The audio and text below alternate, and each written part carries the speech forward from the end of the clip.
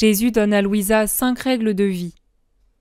Jésus, mon époux, me donna de nouvelles règles de vie pour que je puisse vivre plus intimement uni à lui et le suivre de plus près. Pour moi, ces règles ne sont pas faciles à expliquer techniquement. Dans leur essentiel et dans leur pratique quotidienne, par la grâce de Dieu, je ne les ai jamais transgressées. Et voici. Premièrement, je dois avoir un total détachement pour tout le créé, m'incluant moi-même. Je dois vivre dans un parfait oubli de toute chose pour que mon intérieur ne soit fixé que sur Jésus. Et je dois faire cela avec un vivant et palpitant amour pour lui, afin que, réjoui de mes actions, il puisse trouver dans mon cœur une résidence permanente. Il m'a dit qu'à l'exception de lui, je ne dois jamais m'attacher à personne, pas même à moi-même. Mes souvenirs sur tout et sur toute chose ne doivent être éveillés qu'en lui, puisque toutes les créatures ne se trouvent qu'en lui. Pour y parvenir, il est nécessaire de toujours agir dans une sainte indifférence et de faire abstraction de tout ce qui se passe autour de soi. Je dois toujours agir dans la rectitude et la simplicité, quoi qu'il m'arrive provenant des créatures. Quand occasionnellement, je ne mettais pas ces choses en pratique, mon doux Jésus me réprimandait sévèrement en me disant « Si tu n'en viens pas à un détachement à la fois effectif et affectif, tu ne seras pas complètement investi de ma lumière. Si au contraire tu te dépouilles de toute chose de la terre, tu deviendras comme un cristal transparent qui permet à la plénitude de la lumière de passer à travers lui.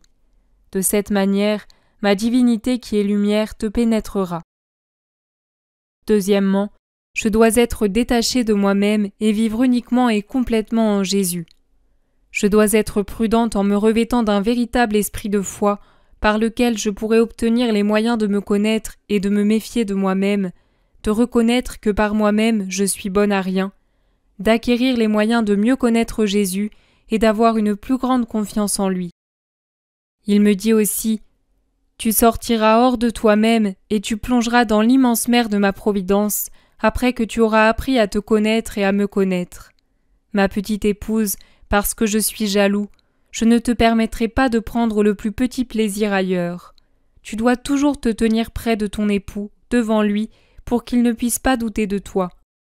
Ainsi, tu me donneras une domination absolue sur toi, de telle manière que si je veux te caresser ou t'étreindre, ou te remplir de charisme, de baisers ou d'amour, ou même te battre, te faire de la peine, t'infliger des punitions, je le pourrai. Par amour pour moi et dans une pleine liberté, tu te soumettras à tout ce que je crois nécessaire, puisque nous avons en commun nos peines et nos joies. Pour aucune autre raison que de nous plaire et de nous satisfaire mutuellement, nous aurons même une compétition pour savoir qui peut endurer le plus de souffrances. » Il continua en disant « Non pas ta volonté mais la mienne doit vivre en toi pour dominer comme un roi dans son palais royal. Mon épouse, cela doit absolument prévaloir entre toi et moi.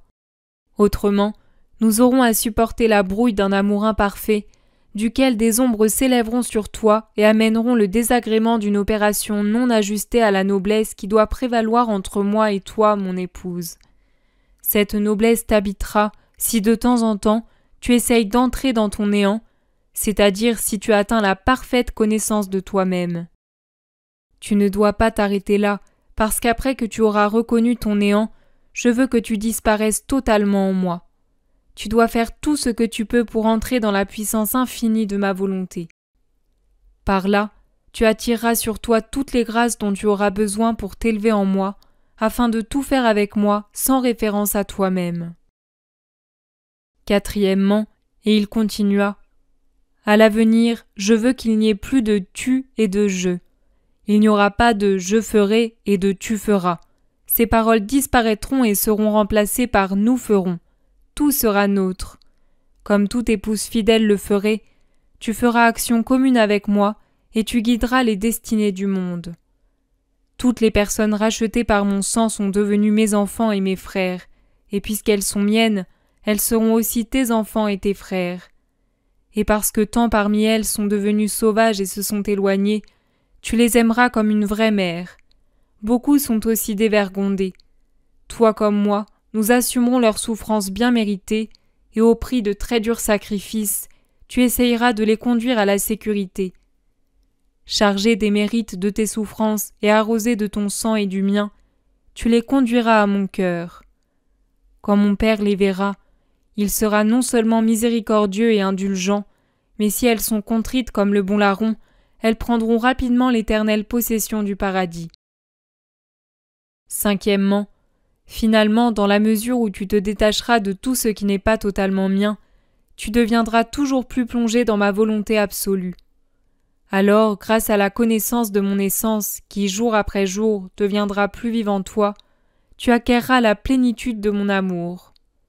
En y mettant tout ton amour et ton intelligence comme jamais auparavant, tu trouveras en moi toutes les créatures comme dans un miroir qui réfléchit la lumière et les images. D'un seul regard, tu les verras toutes et tu connaîtras l'état de leur conscience.